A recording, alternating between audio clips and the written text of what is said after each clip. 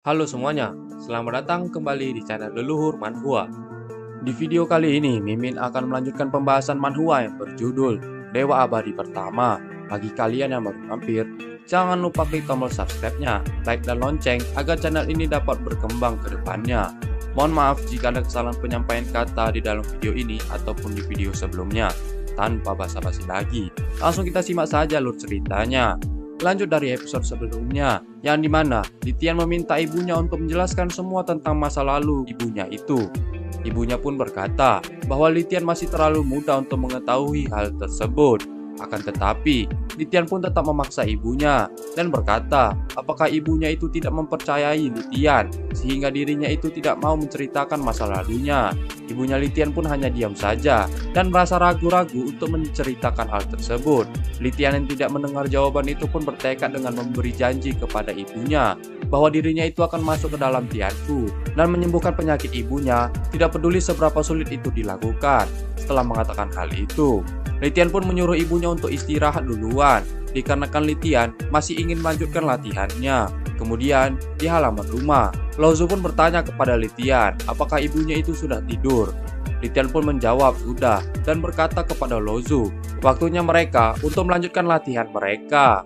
Tapi Laozu yang memiliki rencana lain itu pun mengajak Litian untuk membeli makan terlebih dahulu sebelum memulai latihan mereka dan bertanya seberapa banyak uang yang dimiliki oleh Litian. Litian pun menjawab bahwa semua uang miliknya sudah dibayarkan untuk kamar penginapan. Mendengar hal itu, Laozu pun merasa kasihan dan menyesal karena telah mengikuti Litian sampai saat ini. Kemudian, Litian pun menjadi kesal dan mereka berdua pun mulai bertengkar karena permasalahan tersebut.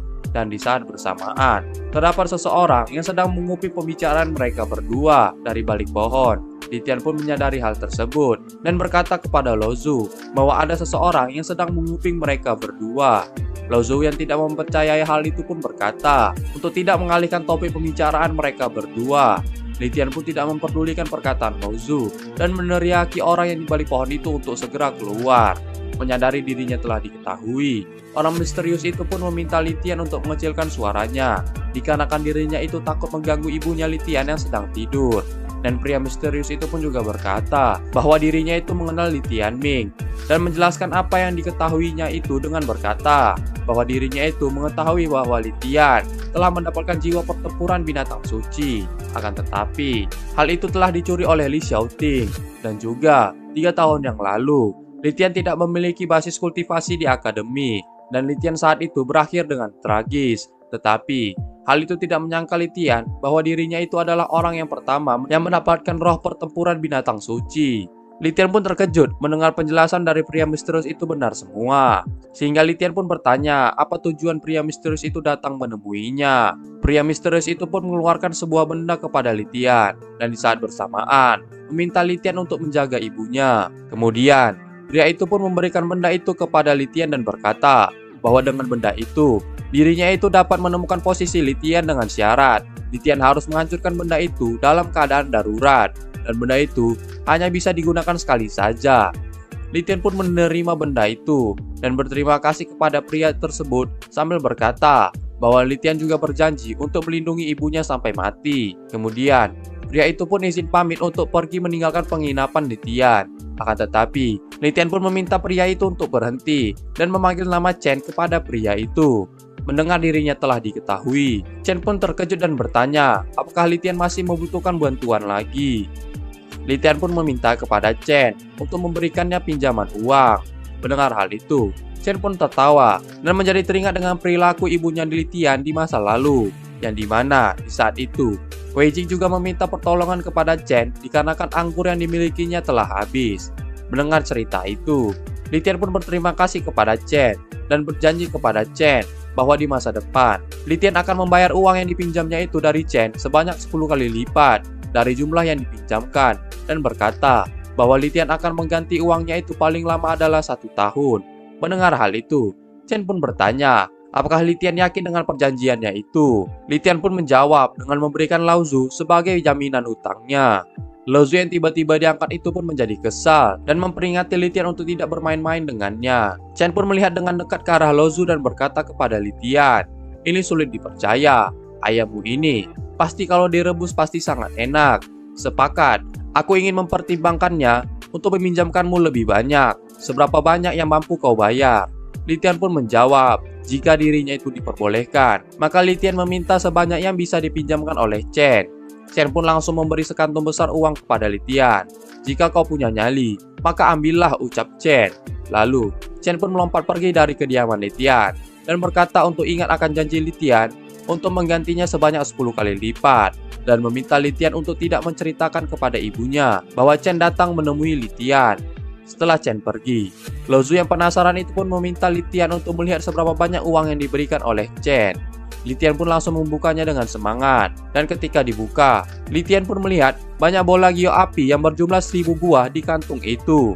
Lo Zu yang khawatir itu pun memperingati Litian, jika Litian menjual bola gio api itu semua, maka Litian pasti tidak akan mampu untuk menggantinya. Mendengar hal itu, Litian pun berkata bahwa jika dirinya itu tidak mampu menggantinya, maka Litian akan menyerahkan Lo Zu kepada Chen untuk melunasi hutangnya. Mendengar hal itu, Lo Zu pun menjadi kesal, dan di saat bersamaan, Lo Zu pun meminta Litian untuk segera memberikannya makanan.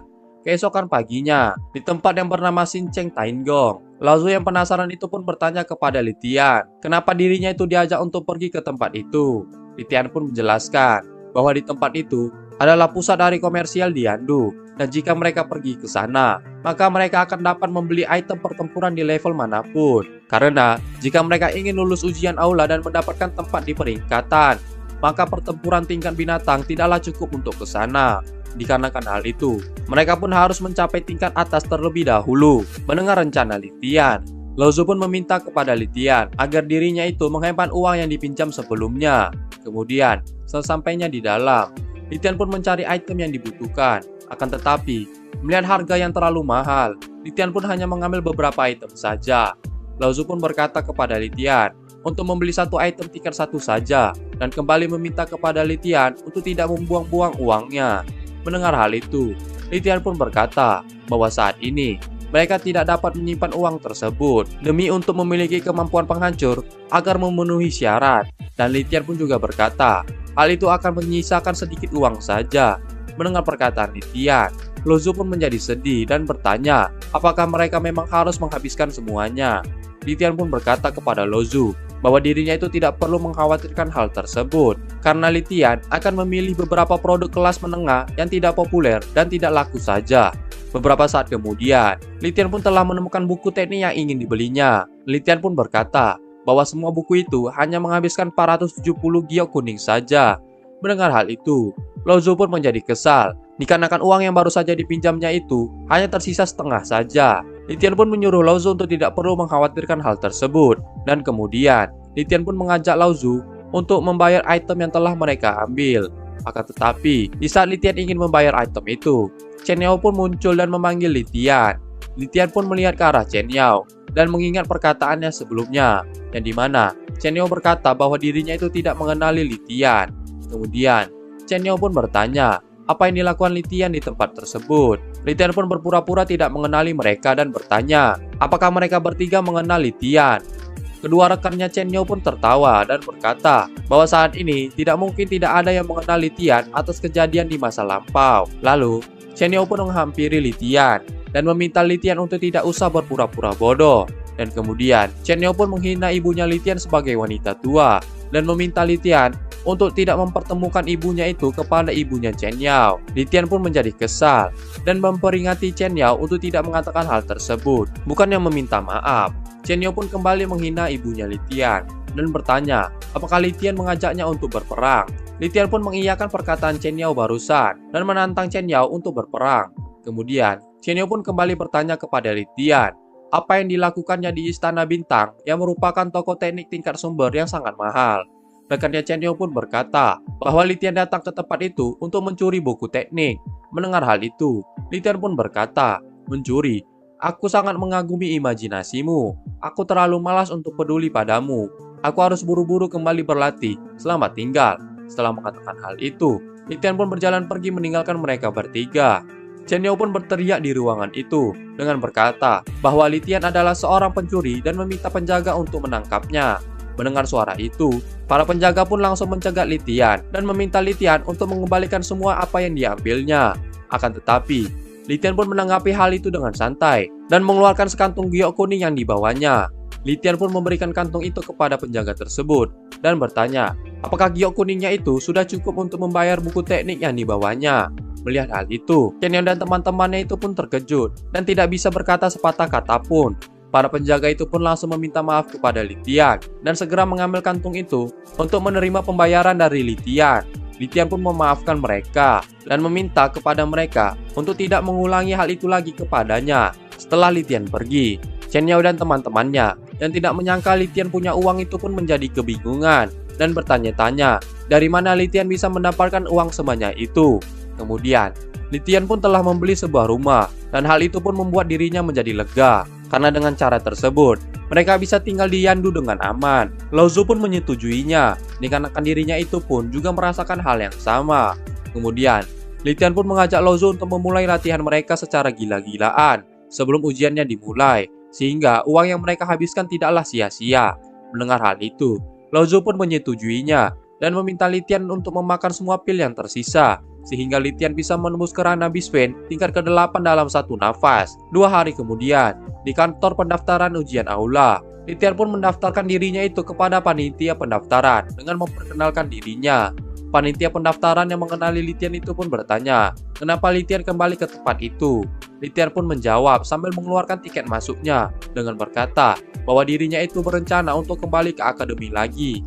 Mendengar hal itu, Feng Zhao pun menjadi kesal dan bertanya apakah Litian masih memiliki wajah untuk kembali ke akademi. Dikarenakan skandal yang dilakukan oleh Litian di masa lalu, hal itu membuat semua orang menganggap rendah kelas mereka, sehingga Feng Zhao pun diintimidasi oleh kelas lainnya. Mendengar hal itu, Litian pun bertanya apa maksud dari perkataannya itu. Dan walaupun Master Mu Wan ada di sini, kalian tidak bisa mengusirku. Feng Zhao yang masih kesal itu pun menyuruh Litian untuk diam dan berkata, omong kosong apa yang kau bicarakan? Jangan lupa siapa kau sekarang.